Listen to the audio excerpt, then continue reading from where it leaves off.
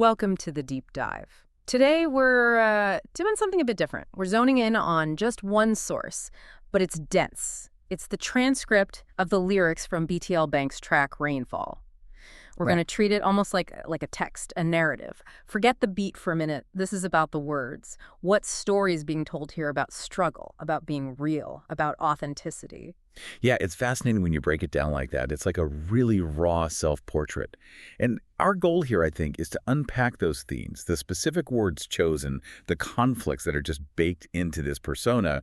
And you kind of hit it right away, didn't you? That first big tension. He says he's got brand new bread. Right, like new money, success. Exactly, but then immediately follows with, it's still going to fall. So you get this win, but nope, it's already doomed. Yeah, That's the setting. It really sets a mood, doesn't it? Instability, success is temporary.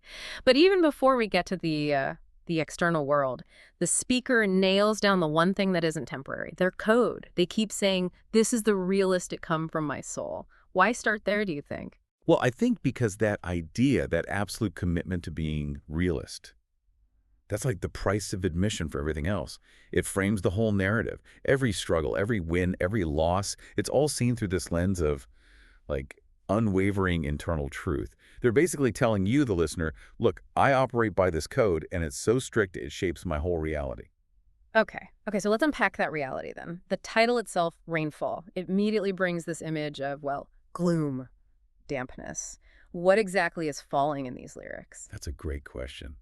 I see maybe three things falling. First, yeah, the money, the brandy bread, obvious one. Second, it feels like safety is falling. There's this anxiety about who they might fall when I see what I saw. Betrayal, collapse within the group, it's hinted at. But maybe the biggest thing falling is just the expectation of success. It's not just occasional loss. The text says, coffers keep dropping. Keep dropping, yeah. That implies it's relentless, a constant state. Exactly. It's an economic reality that just keeps grinding down. So if the whole system seems built for loss, how do you even navigate that? There's that really potent line, no, I can't change on a game that's low. Yeah. When I read that, I wonder, is this person trapped by their own code? Or are they fiercely, like, choosing it? That's the core paradox, isn't it? It's like the game is dangerous, the stakes are low in some ways, but incredibly high in others. But the only way they see to survive it is to commit harder to their way. Changing would mean, you know, becoming fake, becoming something they're not, and they've already told us that's impossible. So the price of staying realist is staying on this incredibly difficult path. And it's not a path where you can just get by. There's no halfway. We get reminded of the sheer demand. Might have a little, but I need it all. That feels like such an all-or-nothing approach, especially in a world where, as you said, partial failure seems guaranteed. Precisely. And when the outside world is that shaky, you absolutely need something solid to hold on to, right? Yeah.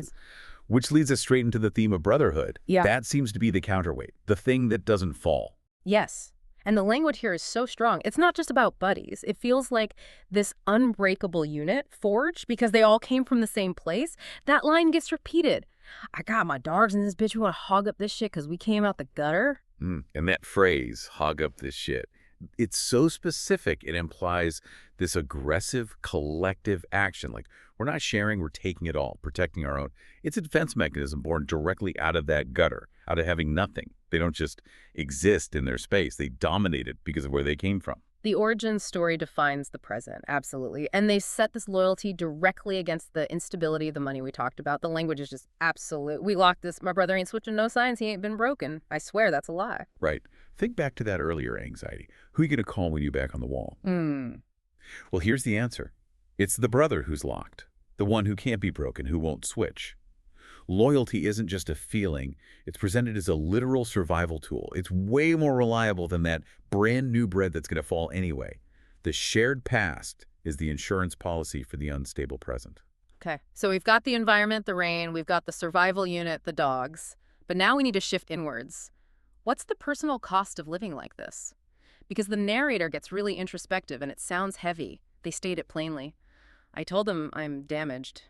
I really can't manage this list full of problems because, damn it, I got them. Yeah, that line, what strikes me is the sheer honesty of it. It's not just I'm struggling, it's I'm damaged. And it's not temporary. It's a state they're managing, like a chronic condition almost. Yeah. This is the baseline now. And this internal state, this damage, seems to lead directly to pulling away, physically and socially. Totally.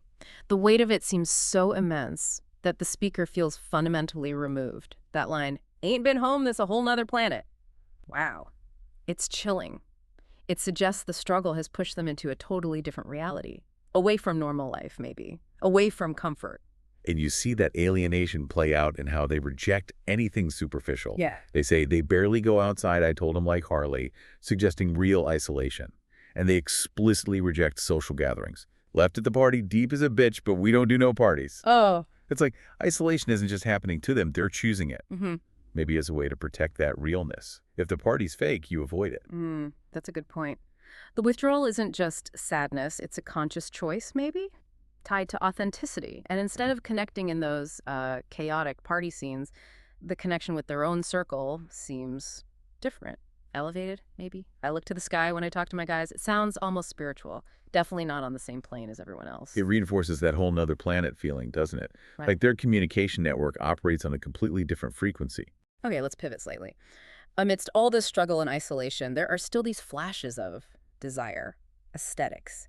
The speaker's deep in this tough reality, but they still want things, specific things.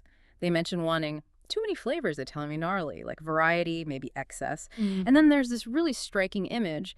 Give me a baby, she looked like a Barbie. A very specific, idealized partner. Those details are super interesting, yeah.